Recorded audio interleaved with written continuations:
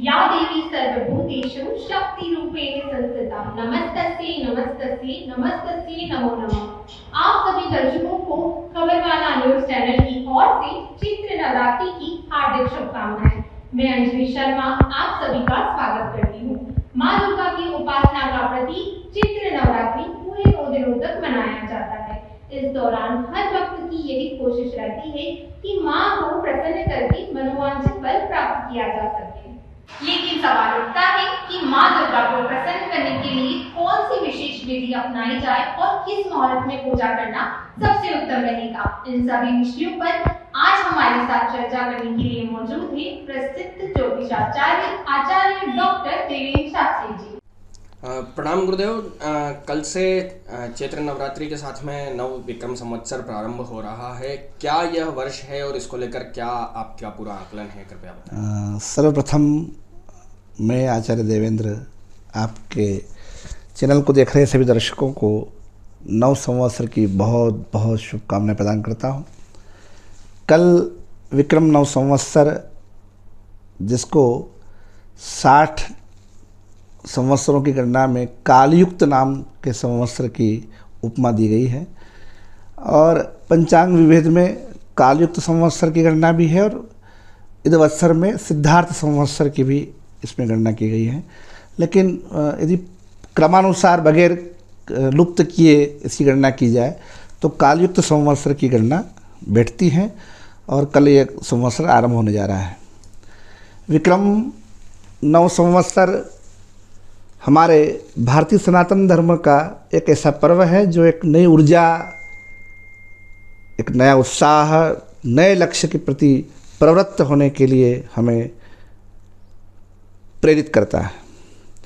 कल भगवान सूर्य नारायण की पहली किरण जब इस भारतवर्ष के ऊपर पड़ेगी तब हम सभी सनातन धर्मावलंबी शंखनाद के साथ वेद मंत्रोच्चार पूर्वक भगवान सूर्य का, भगवान भास्कर का दर्शन करते हुए उन्हें अपने अपने घरों के ऊपर छत पर जाकर के या चौराहे पर जहाँ जैसा व्यवस्था हो जाए, मंदिरों में घंटी निनाद के साथ, घंटा वादन के साथ, शंख वादन के साथ हम भगवान सूर्य का स्वागत करेंगे और उन्हें अर्घ्य प्रदान करेंगे। नीम के पत्ते, काली मिर्च और मिश्री सर्वप्रथम भगवान सूर्य को प्रणाम करने के बाद ग्रहण करने का इसका शास्त्रोक्त महत्व है और जो सनातन धर्मावलंबी इसका पालन करते हैं वे वर्ष पर्यंत स्वस्थ रहते हैं। उनके आचरण में, वचनों में, उनके व्यवहार में मधुरता बनी रहती है, तेजस्विता बढ़ती है। तो मूल रूप से कल कालयुक्त संवत्सर आरंभ हो रहा है और वर्ष के जो राजा हैं, वर्ष के राजा भगवान सूर्य हैं और सबसे बड़ा आश्चर्य यह है कि प्रधानमंत्री भी सूर्य हैं, मतलब राष्ट्रपति भी सूर्य हैं और प्रधानमंत्री भी सूर्य हैं। तो सत्ता का मुख्य केंद्र भगवान सूर्य है। इस व्यवस्था में, इस व्यवस्था का जो प्रभाव वैश्विक स्तर पर और राष्ट्र स्तर पर जो इस प्रभाव पड़ेगा वह यह होगा कि वैश्विक नेताओं का केंद्रीकरण होगा। इसको अब अपने अपने रूप से आप इसकी परिकल्पना कर सकते हैं। यदि हम राष्ट्र की बात करें तो इसमें कोई अतिशयोक्ति नहीं कि वर्तमान में जो हमारे मुख्य नेता हैं, राष्ट्र के जो प्रमुख हैं, उनका केंद्रीकरण होगा इस ग्रहों के इस प्रभाव से। अब आगे इस व्यवस्था को और हम व्याख्या करें तो कृषि क्षेत्र में उत्पादन बढ़ेगा, सिंचाई का रकबा बढ़ेगा और नई उद्यानिकी खेती के प्रति किसानों का रुझान बढ़ना है, क्योंकि वर्तमान में फसलों का उनको उचित दाम नहीं मिल रहा है। तो स्वाभाविक है किसान जो है अब नवाचार की ओर अग्रसर होंगे। यहाँ पे देखने वाला विषय ये भी है कि भगवान सूर्य के पास जल शक्ति मंत्रालय भी उनके पास है, मतलब मेघेश, इसको हम पंचांग में मेघेश बोलते हैं, मतलब मेघों के राजा कौन इस वर्ष। मेघ किसके कहने पर चलेंगे? तो मेघ जो है भगवान सूर्य के कहने पर चलेंगे। तो इसका मतलब ये हो गया कि वर्षा जो है वो वर्षा का अनुपात सब जगह एक जैसा नहीं रहना है, कहीं अधिक कहीं कम। इसको हम खंड वर्षा या सामान्य वर्षा कह सकते हैं, सामान्य वर्षा कह सकते हैं। इस वर्ष फलेश जो है वो, ये मैं मुख्य ग्रहों की चर्चा कर रहा हूँ। ऐसे तो हम जब पंचांगों में इसका वर्णन करते हैं तो इसके 10 अधिकारी होते हैं, लेकिन मैं मुख्य की यहाँ पे चर्चा कर रहा हूँ। फलेश जो है वो शनि के पास है। तो फलेश शनि के पास है तो इसका बड़ा प्रभाव इसलिए भी है क्योंकि आज 29 मार्च को जब मैं आपसे चर्चा कर रहा हूँ, आपके चैनल से चर्चा कर रहा हूँ, तो आज भगवान शनि जो है मीन राशि में प्रवेश कर रहे हैं। आज पंचग्रही महायोग बन रहा है। यहाँ सूर्य, बुध, शुक्र, शनि और राहु, ये 5 ग्रह आज एक साथ बैठे हैं, एक साथ इकट्ठे हो गए हैं। और इसमें इस बात को आगे बढ़ाना चाहूँगा कि प्रत्यक्षम किम प्रमाणम, तो कल हमने देख लिया कि सुदूर थाईलैंड, म्यांमार में कल 7.7 तीव्रता का भूकंपन कल यहाँ पे देखा गया और बहुत जनहानि देखने को सुनने को मिल रही है। तो इसका प्रभाव ये भी है कि 13 अप्रैल तक तो ये योग बना हुआ ही है। जब तक भगवान भास्कर 13 अप्रैल को मीन राशि छोड़ करके मेष राशि में प्रवेश नहीं कर जाते, तब तक तो सूर्य, शनि, राहु, बुध, शुक्र ये सब एक साथ बैठे हुए हैं। तो इस प्रभाव से 13 अप्रैल तक का जो समय है वो बहुत सावधानी का समय है, बहुत सावधानी का, ये धैर्य को धारण करने का और विवेक के साथ व्यवहार करने का समय है। दूसरा,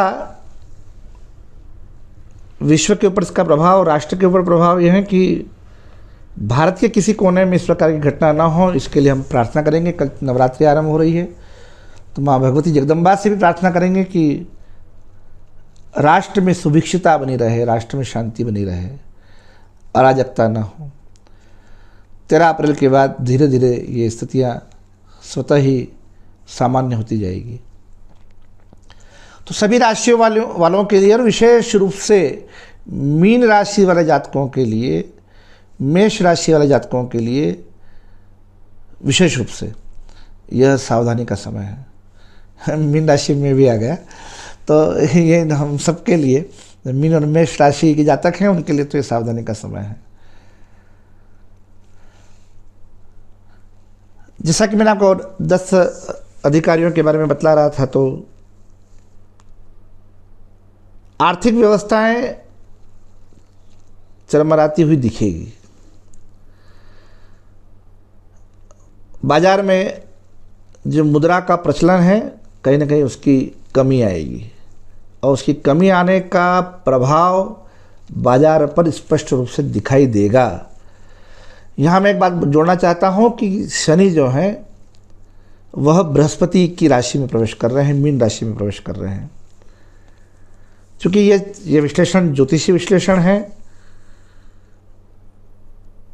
तो एक ज्योतिष के विद्यार्थी के नाते मेरा कर्तव्य बनता है कि मैं उस पर, यदि मैं समझता हूँ तो मैं उस पर प्रकाश डालने का प्रयास करूँ। जो विद्यार्थी प्रतियोगी परीक्षा देने के लिए तैयार हैं या दे रहे हैं, या वो विद्यार्थी जिनका प्लेसमेंट होने वाला है, उनको अब बहुत सावधानी की और बहुत अथक परिश्रम करने की आवश्यकता होगी, क्योंकि प्लेसमेंट घटेंगे। शनि यदि बृहस्पति की राशि मीन में है इन 2.5 वर्षों के लिए, तो प्लेसमेंट का जो स्तर है वो कहीं ना कहीं वो नीचे आएगा। प्रतियोगी परीक्षाओं में लंबे समय से लगे हुए या नए उत्साह के साथ जो लग रहे हैं, मैं उनके उत्साह को कम नहीं करना चाहता, लेकिन मैं उनसे ये ज़रूर आह्वान करूँगा कि वे जितना सोच रहे हैं उससे आगे जा कर के उनको परिश्रम करना है, तब उनकी सफलता निश्चित होगी। क्योंकि शनि कहीं ना कहीं परिश्रम मांगता है, परिश्रम पूर्वक, न्याय पूर्वक फल देगा। अब वो दिन सोचे कि हम बहुत कम प्रयास के साथ हम सफल हो जाएं, तो कहीं ना कहीं उसमें संशय है। ये मुख्य आंकड़े हैं इस वर्ष के, और एक सबसे बड़ा संदर्भित करना चाहूँगा कि मंगल जो है, मंगल के पास वित्त मंत्रालय है इस वर्ष, कल से इस वर्ष का फाइनेंस मिनिस्टर मंगल है और मंगल दंगल भी कराता है, अर्थात आर्थिक संघर्ष बढ़ेंगे। आर्थिक संघर्ष इतने बढ़ेंगे कि यहाँ पे शिष्टाचार, यहाँ पे आपसी समन्वय, यहाँ पे पारिवारिक व्यवहार, पारिवारिक संस्कार भी गौण होते हुए दिखाई देंगे। यूँ कहें कि आर्थिक प्रतिस्पर्धा में लोग, वो सब जनमानस जो है शिष्टाचार से नीचे आ जाए तो कोई आश्चर्य नहीं होना चाहिए। एक प्रभाव ये भी होगा कि खनिज संसाधनों में विशेष रूप से प्रतिस्पर्धा होगी और खनिज संसाधनों में ये जो प्रतिस्पर्धा है ये बहुत बड़े स्तर की देखी जाएगी। और ये हम जैसे देखते हैं कि सामान्यतः इसमें ये कहें कि अराजक तत्वों का उसमें समावेश हो जाए तो उसमें आश्चर्य नहीं कि वो लोग अब इसमें खनिज क्षेत्र में वे प्रवेश करेंगे और वे अपने लाठी के बल पर या अपने बंदूक के बल पर या अपने जो भी उनकी ताकत के बल पर वह शासन प्रशासन सहित सामान्य जो उससे जुड़े हुए लोग हैं उनको प्रभावित करने की वे चेष्टा करें। ये संभव है, ये ग्रहों के प्रभाव से। किसानों को विशेष कहूँगा कि किसानों को अब इस वर्ष, क्योंकि भगवान सूर्य, मैंने जैसा कि कहा कि भगवान सूर्य राजा हैं, भगवान सूर्य मंत्री हैं, भगवान सूर्य के पास जल संसाधन का विभाग है, मेघेश वो हैं, तो किसानों को अब परंपरागत जो खरीफ की फसलें वे बोते आ रहे हैं उनको इस वर्ष अब बहुत विवेकपूर्ण विचार करना चाहिए कि क्या वे परंपरागत खरीफ फसलों को ही बोएं या उनके समतुल्य अब किसी नए फसल का वे उपयोग करें, उसके बारे में निर्णय ले बोने के बारे में। क्योंकि लगातार जैसे कि हमारा पूरा क्षेत्र मालवा क्षेत्र जो है, मैं मालवा क्षेत्र की बात करना चाहूँगा कि हम सोयाबीन बोते आ रहे हैं, तो आप देख रहे होंगे कि लंबे समय से लागत भी नहीं निकल रही है, लोग किसान परेशान हो रहे हैं, उत्पादन घट रहा है, कृषि भूमि की उर्वरता कहीं न कहीं प्रश्न चिन्ह खड़ा कर रही है, उर्वरता घट रही है। तो अब ये समय है किसानों को अब चेतने का, जागने का और निर्णय करने का कि वो अब थोड़ा कम पैसा मिलेगा लेकिन वे कम से कम कृषि भूमि की उर्वरता को बचा पाए, इसके लिए वे निर्णय करें तो अच्छी बात है। और ये संकेत भी देना चाह रहा हूँ कि यदि वे कोई अच्छा निर्णय लेते हैं, कोई नए फसल के बारे में सोचते हैं तो उसके परिणाम भी उनको अच्छा प्राप्त होगा। आपके चैनल के माध्यम से यदि चैनल किसानों तक जाता है, व्यापारियों तक जाता है, उसको आपके चैनल के माध्यम से सुनने वाले यदि वे किसान भी हैं तो मैं कहना चाहूँगा कि एक प्रश्न मेरे पास बारंबार मेरे कार्यालय में आता है कि क्या इस वर्ष लहसुन के भाव रहेंगे? तो मैं कहना चाहूँगा कि बिल्कुल रहेंगे, कोई तनाव लेने की आवश्यकता नहीं है। अगस्त और दिसंबर का अंत लहसुन के किसानों को भरपूर आशीर्वाद देने वाला है। धैर्य रखेंगे तो लाभ प्राप्त कर जाएंगे। बाजार को भी देखते रहें और अपने फसल का भी आकलन करें और आकलन के साथ निर्णय करें। गुरुदेव, कल से नवरात्रि भी प्रारंभ हो रही है, चैत्र नवरात्रि का क्या महत्व है और इस वर्ष की नवरात्रि के क्या विशेष?